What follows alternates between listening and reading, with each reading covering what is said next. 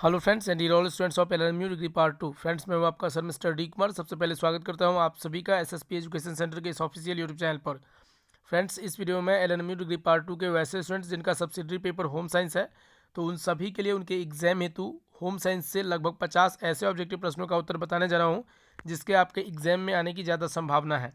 तो आप इस वीडियो को पूरा ज़रूर देखिएगा। इससे पहले मैं आपको सूचना दे दूँ, होम साइंस से मैंने आपको 3 वीडियो प्रोवाइड करवा दिया हूँ और ये आपका पार्ट 4 वीडियो है, चौथा वीडियो है, जिसमें 111 से लेकर लगभग 160 तक के ऑब्जेक्टिव प्रश्नों का उत्तर बताऊंगा। और इसके बाद एक वीडियो और आप लोगों को प्रयास करूंगा कि प्रोवाइड करवाऊं ताकि आपका पूरा होम साइंस से जितना भी ऑब्जेक्टिव है वो कवर हो पाए। तो आप इस वीडियो को पूरा ज़रूर देखिए और इससे पहले वाला वीडियो नहीं देखे हैं तो उसको भी आप चैनल पर जाके देख सकते हैं। और चैनल को सब्सक्राइब नहीं किया तो सब्सक्राइब करके ज़रूर रखिएगा ताकि आपका एग्जाम होने के बाद जो आंसर की होगा वो भी आपको इसी चैनल पर देखने को मिल जाएगा। तो चलिए बिना समय वेस्ट के क्वेश्चन को देखते हैं। 111 नंबर क्वेश्चन है कि किस पौधे की ऊंचाई 40 से 60 इंच तक होती है। तो 40 से 60 इंच तक जो पौधे की ऊंचाई होती है वो है लिनन का पौधा। ऑप्शन नंबर ख जो है इसका करेक्ट आंसर हो जाएगा। 12 नंबर प्रश्न है, नाइट्रोसेल्यूलोज संबंधी रेयॉन का निर्माण किस सन में प्रारंभ हुआ, मतलब कितने ईस्वी में प्रारंभ हुआ। तो ये आपका 1884 ईस्वी में। ऑप्शन नंबर ग सही उत्तर हो जाएगा। उसके बाद 113 नंबर क्वेश्चन है, मांड लगा सूती वस्त्र पर।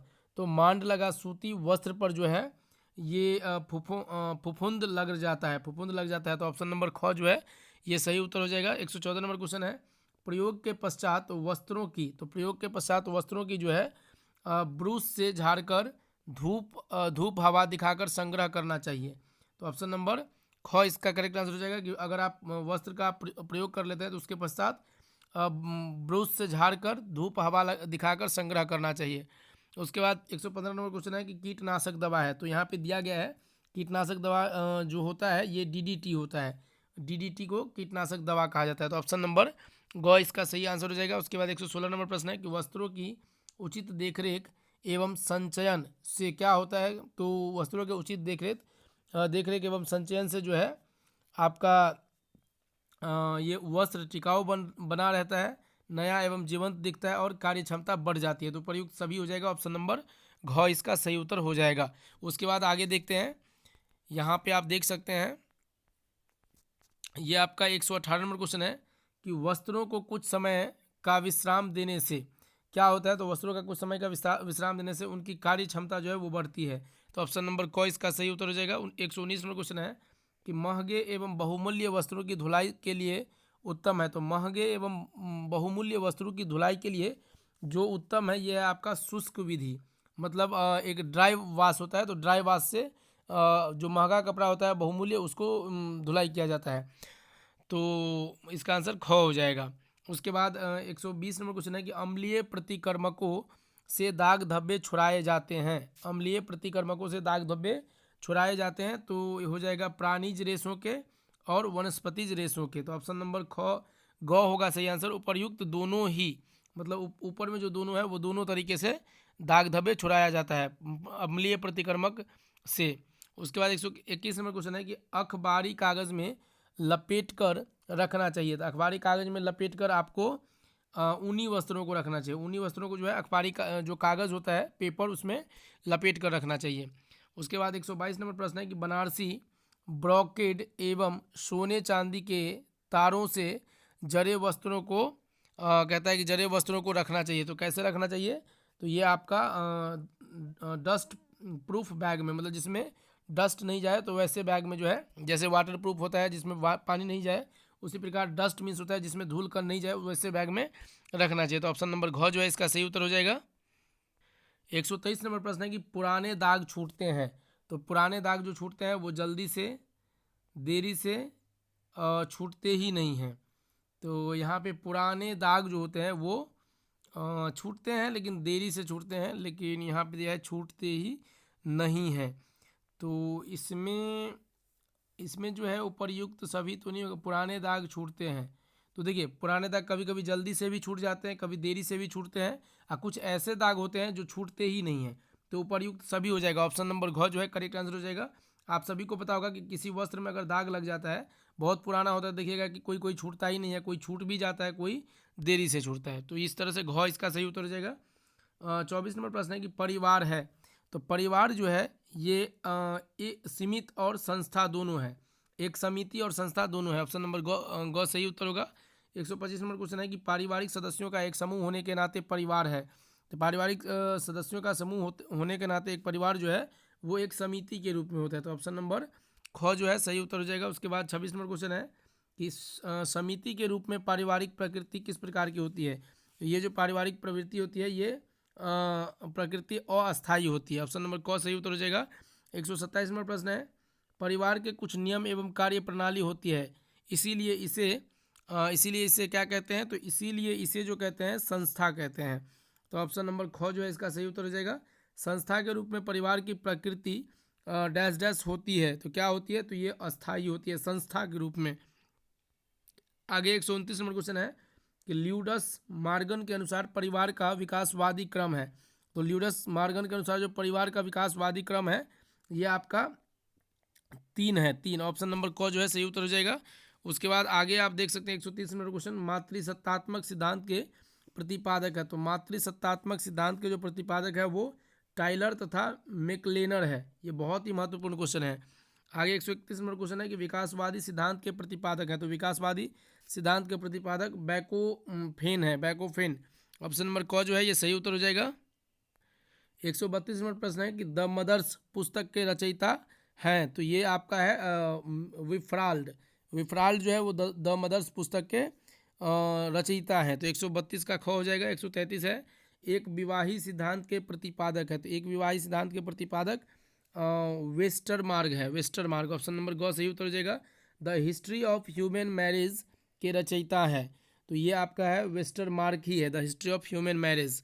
उसके बाद है किसने कहा कि परिवार का कानूनी आधार विवाह है। तो परिवार का कानूनी आधार विवाह है, ये लूसी मेयर ने कहा है। ऑप्शन नंबर क जो है सही उत्तर हो जाएगा।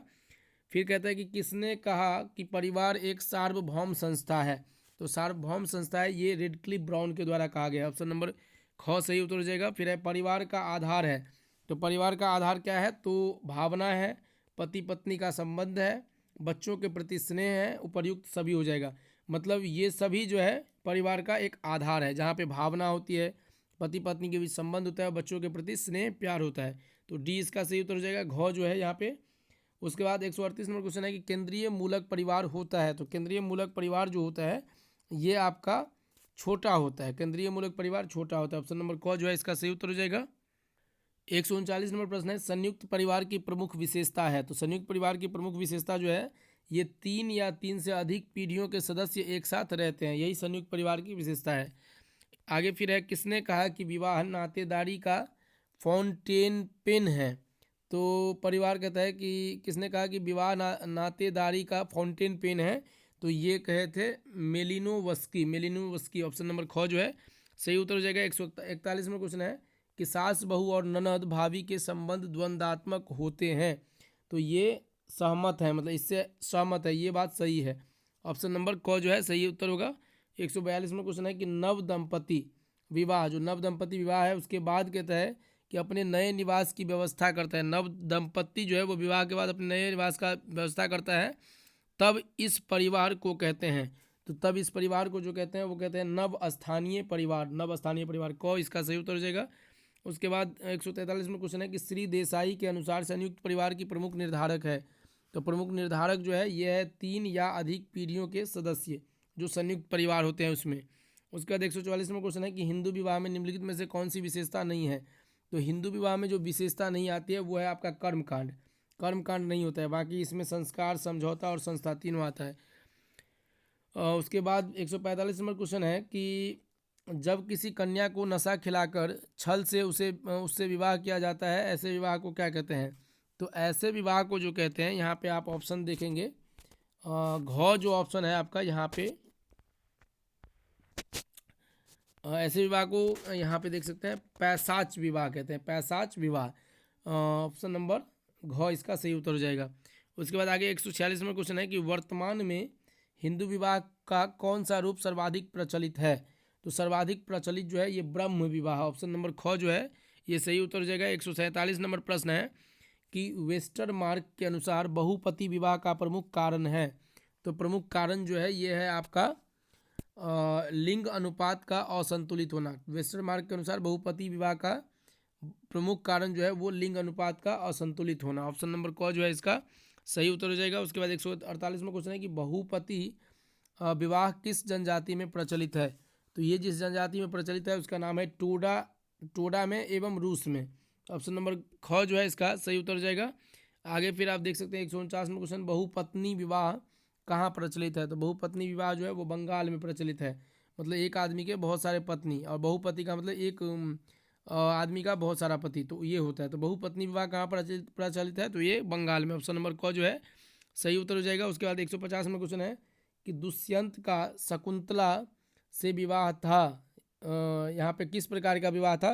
तो ये था आपका गंधर्व विवाह। ऑप्शन नंबर ग जो है सही उत्तर हो जाएगा। फिर 151 क्वेश्चन है कि पति पत्नी का संबंध है विवाह पर आधारित। तो विवाह पर आधारित जो है वो प्राथमिक संबंध है। पति पत्नी का संबंध विवाह पर आधारित प्राथमिक संबंध है। ऑप्शन नंबर क जो है इसका सही उत्तर हो जाएगा। 152 नंबर क्वेश्चन है कि हिंदू विवाह कितने प्रकार के होते हैं। तो हिंदू विवाह जो है वो 8 प्रकार के होते हैं। ऑप्शन नंबर ग इसका सही उत्तर हो जाएगा। 153 नंबर क्वेश्चन है कि वर वधु दोनों का विवाह धर्म की वृद्धि के लिए हो, यह कामना विवाह के किस रूप की विशेषता है। तो यह कामना जो है वो गंधर्व विवाह की विशेषता है। ऑप्शन नंबर क इसका सही उत्तर हो जाएगा। उसके बाद आगे आप देख पा रहे हैं कि कन्या का मूल्य लेकर जिस विधि में लड़की की शादी की जाती है उसे कहते हैं। तो उसे जो कहते हैं उसे आपका असुर विवाह कहते हैं, असुर विवाह। ऑप्शन नंबर ख इसका सही उत्तर हो जाएगा। उसके बाद 155 नंबर क्वेश्चन है कि विवाह संस्कार में सप्तपदी किसे कहते हैं। तो विवाह संस्कार में सप्तपदी कहते हैं 7 कदम एक साथ चलना। तो ऑप्शन नंबर ख जो है इसका सही उत्तर हो जाएगा। उसके बाद है अंतरजातीय विवाह का सबसे प्रमुख कारण है। तो अंतरजातीय विवाह का सबसे प्रमुख कारण जो है ये है शिक्षा। ऑप्शन नंबर ग इसका सही उत्तर हो जाएगा। उसके बाद आगे देख सकते हैं 157 क्वेश्चन है कि कौन सा कथन सत्य है 157 में। तो कौन सा कथन सत्य है। हिंदू विवाह एक सामाजिक समझौता है, बिल्कुल नहीं। हिंदू विवाह एक औपचारिक धार्मिक संस्कार है। तो ये धार्मिक संस्कार के अनुसार जो है हिंदू विवाह की जाती है। तो ऑप्शन नंबर ख जो है ये सही उत्तर हो जाएगा। 158 नंबर क्वेश्चन है कि हिंदू विवाह वास्तव में एक ऐसा औपचारिक धार्मिक कृत्य है जिसके द्वारा एक व्यक्ति अपना धार्मिक कृत्य पूरा कर पाता है। हिंदू विवाह की यह परिभाषा किसकी है। तो ये परिभाषा जो है प्रभु जी ने दी है। ऑप्शन नंबर ग इसका सही उत्तर हो जाएगा। आगे फिर देखते हैं कि कौन सा उद्देश्य विवाह का नहीं है। तो विवाह का उद्देश्य जो नहीं है 159 में आपका हो जाएगा विवाह का उद्देश्य नहीं है परिवार की समृद्धि जो है ये विवाह का उद्देश्य नहीं है। उसके बाद आगे 160 नंबर क्वेश्चन है कि कौन सा स्वरूप हिंदू विवाह का नहीं है। तो हिंदू विवाह का जो स्वरूप नहीं है ये आपका है अस्थाई विवाह। स्थाई विवाह नहीं होता है हिंदू विवाह का स्वरूप, अस्थाई विवाह नहीं है। तो ऑप्शन नंबर ख इसका सही उत्तर हो जाएगा। उसके बाद आगे कुछ और क्वेश्चन इस पेज में है तो मैं बता ही देता हूँ। 161 नंबर क्वेश्चन है कि कौन सा कारण विवाह प्रतिमानों में परिवर्तन का नहीं है। तो विवाह प्रतिमानों में परिवर्तन का नहीं है ये आपका है जातीय बंधनों की कठोरता। ऑप्शन नंबर ग इसका सही उत्तर हो जाएगा। 162 नंबर क्वेश्चन है कि कौन सा कारण हिंदू विवाह कौन सा कारण हिंदू विवाह व्यवस्था के विघटन का नहीं है। तो यहाँ पे है हिंदू विवाह व्यवस्था के विघटन का नहीं है। तो इसका आंसर हो जाएगा ऑप्शन नंबर ग अंतरजातीय विवाह का वर्जित होना। ऑप्शन नंबर ग इसका सही उत्तर हो जाएगा। तो इस वीडियो में फिलहाल इतना ही। आशा करते हैं वीडियो अच्छी लगी होगी। वीडियो अच्छी लगी तो वीडियो को लाइक कीजिए, साथ में अपने सभी दोस्तों तक शेयर कीजिए। मिलते हैं नए वीडियो में आगे आने वाले क्वेश्चन के सोल्यूशन के साथ। तब तक लेते हैं अलविदा। जय हिंद, जय Bharat. Thank you so much.